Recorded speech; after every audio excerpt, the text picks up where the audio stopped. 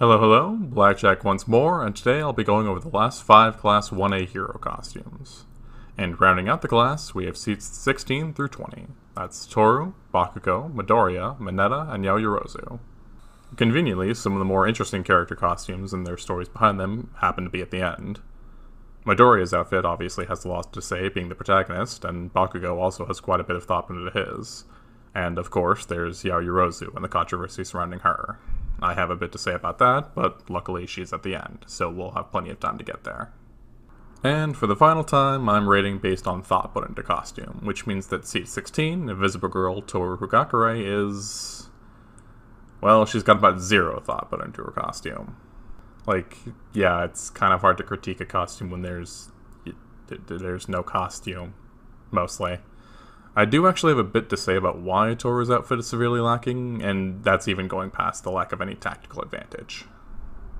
Honestly, I think the only reason for Toru's costume being what it is just for the joke.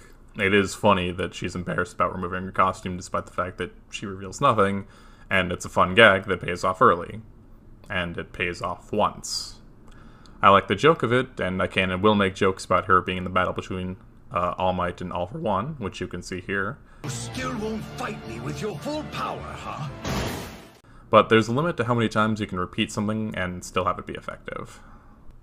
Toru's costume, aside from the jokes that result from it, serve literally 0 purpose. Almost every time she fights, she actively removes it in order to actually engage, shown in the battle trial against Snipe. There's no point to it even being there to begin with. It offers no protection, doesn't assist in any way, and only serves to literally point her out in the scene. And Toru going into battle completely naked bothers me because Horikoshi dealt with the problem already. Even though Mirio's Permeate ability works in such a way to make his clothes hinder him, his fight with Class 1A is mostly him beating on them with his junk out. However, it's shown that he has a costume. And minor spoilers for anime watchers, but it's woven from fibers made using his hair, so it can permeate with him, letting him be a hero without having to worry about his clothes falling off. Now, the science of My Hero is fantasy, obviously, and we can't really tell for certain how certain things work, but surely the support department would be able to find a way to do a similar thing for Toru, making clothes out of her hair. If she has hair, presumably. And this is also ignoring a glaring issue that Toru faces as well. It's shown that she's always 100% invisible. Without touching her or her making noise, she's impossible to find outside of, say, sensory quirks. And this raises a problem when she runs out completely naked. Even while unconscious, she remains invisible, so say this happens when she isn't in her casual clothes, like with the training camp arc.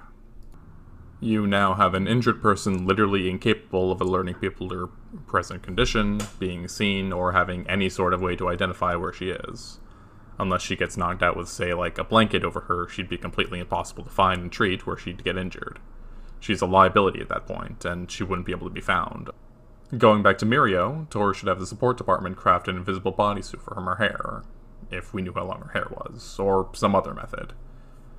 Yeah, not a perfect idea, but still, another benefit to having a costume would be actually wearing clothes. Colder climates is literally one of her weaknesses. And in addition, it wouldn't be unreasonable for her theoretical bodysuit to react to her condition. Again, imagine if you were to get knocked out, and then her hero costume activates some sort of mode where it changes to be visible, or even makes some sort of noise. Then she can actually be found were she to pass out. And another thing, costumes are built to work with a quirk. Now, normally I'd say that Toru doesn't have a quirk that can be improved. It's not as if you can become double invisible or anything like that. But the license exam proves that she has some degree of light bending power, shown when she creates a bright flash to blind several other students. Now, to my knowledge, aka Wikipedia, she never actually seems to use this ability again, so is it just a one-off, or maybe just kind of a contrivance? I'm not really sure. It's not crazy to say that Toru can do that, but A, why does she never appear to do it again, and why couldn't she get an outfit that can assist with it? If it's a degree of angling, surely there could be some sort of support department technique or something that can find a way to craft pinpoint prisms for attacks, or at least light flashes. At the moment, Toru's only real ability is to be a regular human girl that's hard to see. Compared to everyone else's quirk giving them some form of attack or enhancement, she's no stronger than your average athletic teenager. And the problem with being invisible and going all in with that gimmick is that you can't really carry anything, otherwise, what's the point? You would just see a floating object. You couldn't use any weapons or tools. And with all the canon concerns taken care of, would you actually believe that Toru has a beta design, and one that varies quite wildly from her final product? Yeah, go ahead and take a look at it. It's a bit bizarre to say the least. She's still not wearing any actual clothes, but you can see that Toru once sported a mask. And I can't find out if this is supposed to represent anything in particular, and it looks like just a bag with a happy face drawn on it. Though the closest thing I can even begin to think of is that it resembles a character known as Sin Sack from the Toho series, and he's shown up in other places. Admittedly, I'm not really super well versed in Japanese culture, so there might have been some other origin for this kind of design, but I can't really place it. Anyway, this, I hesitate to say character, appears as a naked man wearing a bag over his head that always says Sin on it. They're a lecherous fan of the mini girls of the Toho series, so that's an image to reflect on for Toru. But considering both are naked, maybe something there. And he's also become analogous to a Japanese anon, thanks to the lack of a face and the general depravity, which leaves kind of a bitter taste in my mouth, especially associating with a character like Toru. Moving on from that, we can also see that her gloves have some sort of doodads on them. There's no way of knowing what they do, but we can also see that she has some sort of objects connected to her wrists. The wiki actually describes them as being mirror-like, which may have tied in with her light-bending abilities, but it's hard to say from just a sketch. And honestly, even just adding the special gloves would improve Toru's costume. Having them do literally anything would be an improvement over nothing, considering she's attacking with 0 weapons or abilities. And there's not much you can really do aside from that, without resorting to the bodysuit idea, but the alternative is literally nothing. Wow. I had a lot more to say about Toru than one would expect from somebody whose costume is gloves and boots. It's a strange dichotomy to see a lack of thought put into a design compared to our next character, but then again, it is the rival of the main protagonist, so it's natural that they'd have a little bit more. Yep, next on our list is seat 17, Akatsuki Bakugo, aka he never actually got a name. Well, anyway, we have a strong number 2 on my list for top outfits, right behind Sero. As I alluded to last time with my number 2 for Sero, Bakugo's costume is the one that screams exactly what you're getting with him. It's aggressive, eye-catching, and makes no mistakes about telling you that this man is all about explosions. Everything about Bakugo's costume, by his own design, is meant to be aggressive and threatening. He knew exactly the image he was going for and made it very apparent in his outfit, focusing on sharp points, hard edges, and the idea of explosions. His mask alone is designed to be intimidating, imitating an explosive burst.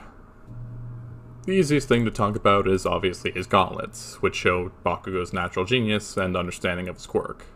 They resemble your standard grenade, telling you that what his powers involve is explosions, and they're also the first instance that tells us he isn't just a raging berserker. The thought Bakugo put into his gauntlets shows that he's aware of all of his weaknesses, what little there is. They gather his sweat and build it up in a way that lets him release a massive blast without the blowback he would receive from overusing his natural palm secretions. This gives him a ranged attack and allows him to use his devastating explosions with little risk to himself, and as well as pass along to other people, shown when he gives it to Midoriya in the fight against All Might. The gauntlets are also designed with safety in mind, or at least as much safety as possible when you're talking about explosives. Bakugo actually has to draw out the decorative pin section of the big grenade to pull out the actual pin, preventing it from coming loose and blowing it prematurely. And underneath those gauntlets, you can see that he still has metallic armbands. In addition to also bringing in mind grenade shells, they also transfer his sweat to the storage tank. And the gloves themselves are also made of a shock-resistant material in order to contain explosions and protect Bakugo from any extra damage when he uses them. An interesting note I've been wanting to talk about is the concept of a quirk. While most series simply say a character has a certain ability and leave it at that, quirks are explicitly physical and have more defined power sets, shown in things like Bakugo's padded gloves. I think that a unique part of quirks is that they aren't simply just powers. More accurately, Bakugo's quirk is the ability to excrete a nitroglycerin-like sweat from his palms passively and at will, detonate it at will, and have the enhanced musculature and density in his arms in order to facilitate the resulting explosions. Calling his quirk Explosion is just a handy descriptor for what it looks like it does. There's a lot more going on in the background that you don't really consider. For example, in the final exam arc against All Might, Midoriya borrows the Gauntlet and uses its full attack. It actually throws at his shoulder, despite Midoriya being well-built, regularly exercising, and used to high strain in his muscles. It throws out his shoulder. Bakugo's just part of his quirk is having the ability to withstand his explosions and the force that comes with it, and the force of being able to propel yourself to the point of almost flight. Part of having explosion as his quirk reinforces Bakugo's arms so they can take the punishment of exploding over and over again, and not throwing out his body. Otherwise, he would lose his hands after a single large attack, or regularly break his arms like Midoriya did when he wasn't used to All for One. Even then, the reason Bakugo uses the gauntlets is because he can be too powerful. If he uses a really powerful explosion, he risks shattering his arms, much like Midoriya did.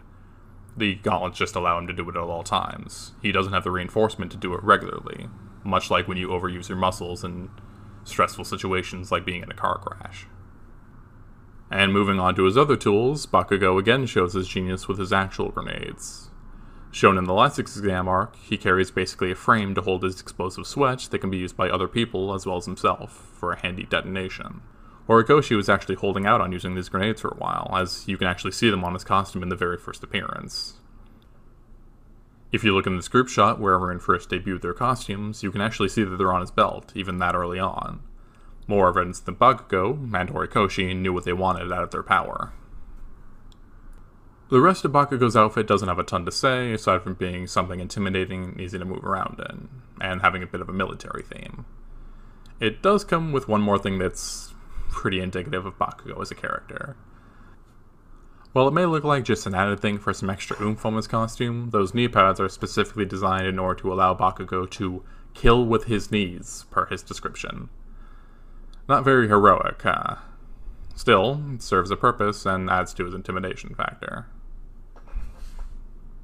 Bakugo is yet to see a costume upgrade in the anime, and honestly, at the moment, he doesn't really need one. He's figured out quite a bit already, and while I'm sure there's plenty more to see going forward, Lord Explosion Hellmurder has all the tools to fight all manner of villains. Now if he were to just fix that attitude. And now moving on to our series protagonist, Seed 18, Izuku Midoriya, or Deku. I think that Horikoshi has done an excellent job illustrating Deku's process of learning about his powers and upgrading his costume to suit his needs, and it still carries that hometown feel. Starting out, Deku's hero costume was, well, it was more adorable than effective. His rabbit look carries a lot of influence from his hero All Might, explaining the ears and the mask, but it also carries a part of him often neglected. Inko Midoriya, treasure that she is, did most of the crafting for the costume, and on a budget as well. Because it was mostly handmade and didn't get much support from the companies, Horikoshi actually put in the total cost of it. Everything was bought at your average supply store and military surplus, all coming into about 40,380 yen. This translates to nearly $400 in order to create Costume Alpha. And you can also see that it's likely that Inko hand-sewed Midoriya's ears onto a balaclava so they can resemble his hero. Aww.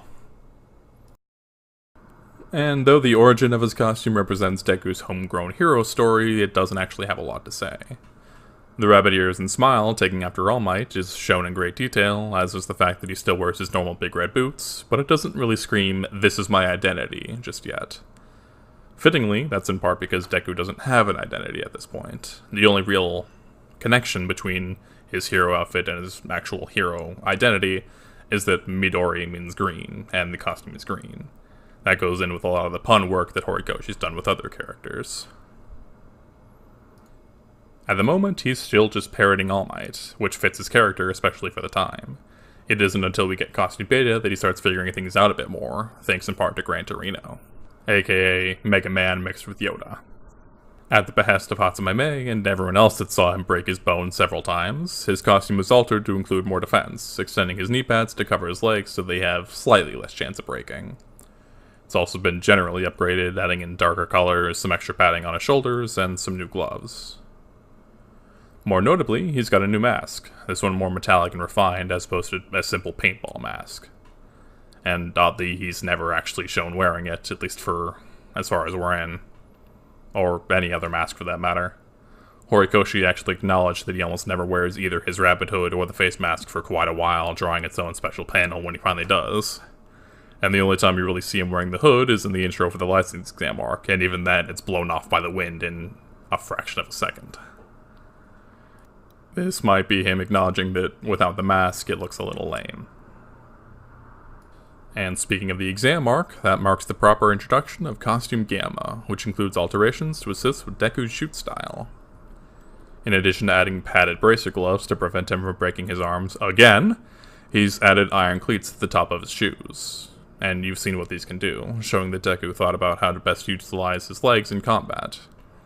The iron allows for extra attack and defense, and allows him to use the energy to fire a second attack where he kicks, giving him an extra burst of power. Still no hood wearing, though. And with his costumes out of the way, at least from what we've seen in the anime, might as well talk about his beta designs. Beta being what they were before, not his beta costume.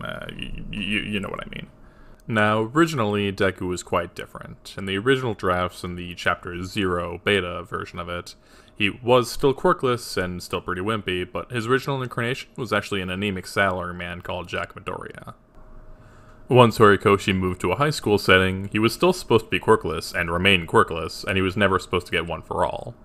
Originally, Deku would still be a hero, but he would fight with tricks and support items, a taser specifically mentioned, along with using friction fires to fight a flame user. Deku the quirkless fighter had a different costume, though by Horikoshi's own admission, it was far too villainous looking. You can see the origins of what we have now, but it's got a much darker mask and a much more aggressive looking balaclava, and even the ears added on look far less heroic.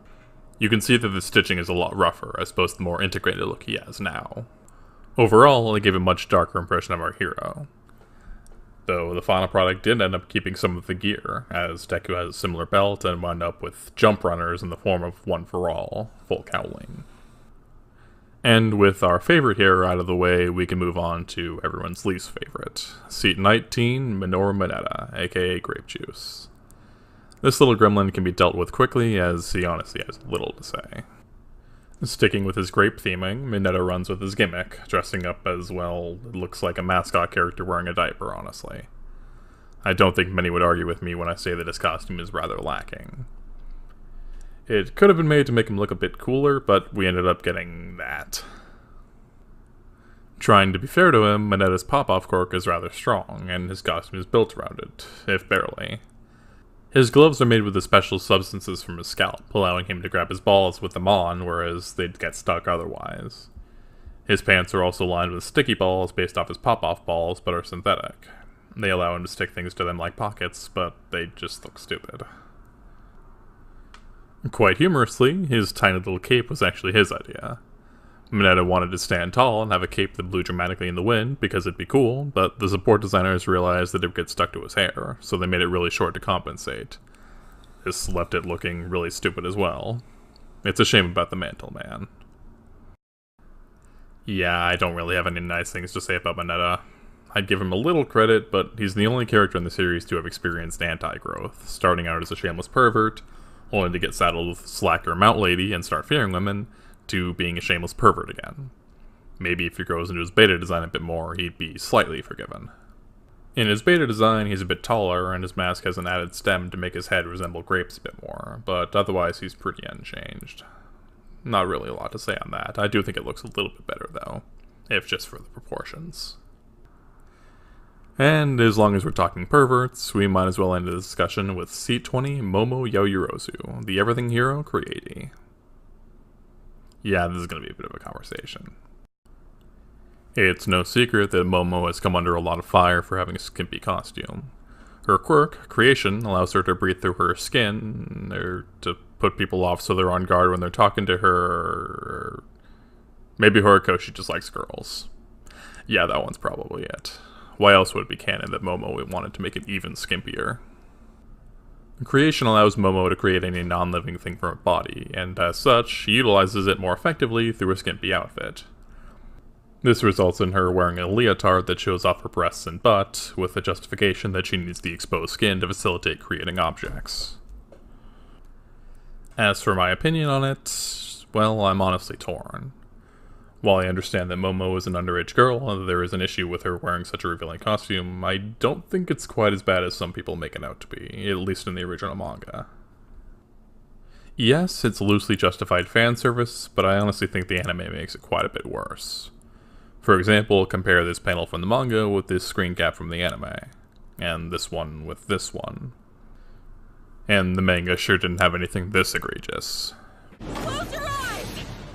What are these? Close your eyes! The anime definitely turned up the fan service on her outfit, while I find that the manga actually makes it tasteful, at least for the most part, and as tasteful as it can be. I don't dislike fan service by any means, and it's not as if other series have done way worse with way younger characters, so I'm actually mostly fine with Momo's outfit. However, while I do find the capture tape scene with Todoroki funny, the live-action stage play added a very important change to the costume. When translating Momo's outfit for real life, the designer saw fit to add in a zipper to the front, allowing the actress to cover her bust. It's a minor change, but it would allow Momo to utilize her open chest area to create things without risking flashing everyone just by moving around. And while I am willing to defend the fan service aspect of her costume, I honestly can't say I like it all that much. I can forgive appealing to the young male audience that makes up a good portion of My Hero's readers, but I can't forgive the fact that it's just not well thought out. Now, many other people have given their thoughts on Momo's costumes, but the one thing that they all seem to point out is that the leotard, shocker, is kind of a bad idea. While there's plenty of comic book heroines that would disagree, Power Girl says hi, it's not actually a great idea to run around in something lacking any supports or any kind of pants. I don't like her leotard because it's shameless pandering. I don't like it because there's better options for everything on her costume. For example, I like the concept of her Yo-Yo dictionary, but there are very few instances where somebody would get the opportunity to sit down and sift through the pages of a massive lexicon to find the specific formulas in order to make whatever they need for the moment. I like how it's attached to her belt via the magnets, but surely there's a better way to do something like that. I mentioned a similar thing last time with Tokiyami, but maybe a voice-activated catalog. Say the name of an item, and the components would then be listed on something. Heck, surely the support department could do something, or maybe her rich family could spring for an iPad or two. The book is a good concept, but a bad idea in execution. My recommendations for an outfit would be remove the leotard and replace it with, say, a crop top and shorts. I'm not the only one to have suggested this, especially considering Momo's beta design has them. You can see that in addition to a faceplate, she's wearing a crop top that exposes her stomach, still allowing for creations, and she has shorts and a belt that allow freedom on her legs and allow her to carry supplies, so she wouldn't need to create them. It's far better functionally, and still allows for her stomach and body to be reasonably exposed for the fan service aspect. In short, I'm fine with her costume being fan servicey, but it honestly is a bad choice when there's so many better options. That might be a bit of a controversial opinion, but I do think it's valid to talk about how fanservice isn't necessarily a bad thing. Again, I think the series handles it a lot better than other shows out there, even if there are some moments clearly animated with men in mind. And with that, we'll go ahead and conclude my thoughts on all of Class 1A. If I were to give them all rankings, I'd say starting from the best, we have Sero, Bakugo, Kirishima, Asui, Ida, Aoyama, Uraraka, Midoriya, Sato, Koda, Shoji, Momo, Mineta, Todoroki, Ojiro, Jiro, Kaminari, Toru, Ashido, and at the bottom, Tokiyami. And one more time, that's based on thought put into a costume, how it works with their quirks, and if it really represents who they are as a character. Sero and Bakugo top out because you know exactly what you're getting with them, their powers, personalities, style, all that. While Ashido and Tokiyami occupy the last spots because they have so much potential, but don't act on any of it, in my opinion. And that would end this little series of character design reviews, and if you liked it, let me know. If not, let me know what I can fix. And if you really liked it, go ahead and subscribe, maybe share it around. Blackjack out.